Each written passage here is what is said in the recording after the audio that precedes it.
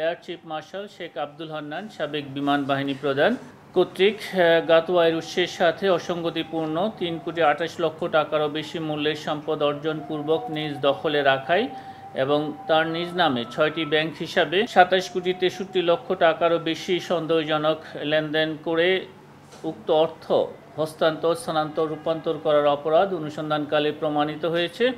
এই কারণে তার বিরুদ্ধে দুর্নীতি দমন কমিশন আইন 2004, মানি লন্ডারিং প্রতিরোধ আইন 2012, দুর্নীতি প্রতিরোধ আইন 1947 সংশ্লিষ্ট ধারায় একটি মামলা রুজুর সিদ্ধান্ত গৃহীত হয়েছে। অনুসন্ধানকালে জনাব শেখ আব্দুল হান্নানের নামে কাতার, দুবাই সহ বিভিন্ন দেশে ব্যবসা প্রতিষ্ঠান ও অন্যান্য সম্পদ অর্জন এবং কানাডায় তার পোষ্যদের নামে বিপুল সম্পদ অর্জনের তথ্য পাওয়া গেছে। তদন্তকালে এই বিষয়ে আরও তথ্যাদি সংগ্রহ করে এই বিষয়গুলো বিবেচনায় নেওয়া হবে।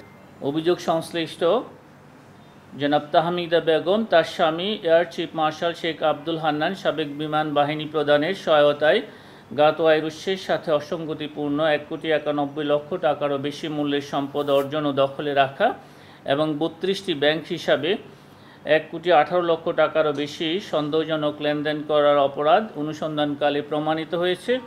এই কারণে জনাব তাহমিদা বেগম এবং জনাব air chief marshal Sheikh Abdul হান্নানের বিরুদ্ধে দুর্নীতি দমন কমিশন আইন 2004, মানি লন্ডারিং প্রতিরোধ আইন 2012 এবং দণ্ডবিধির 109 ধারায় আরও একটি মামলা রুজুর সিদ্ধান্ত গৃহীত হয়েছে।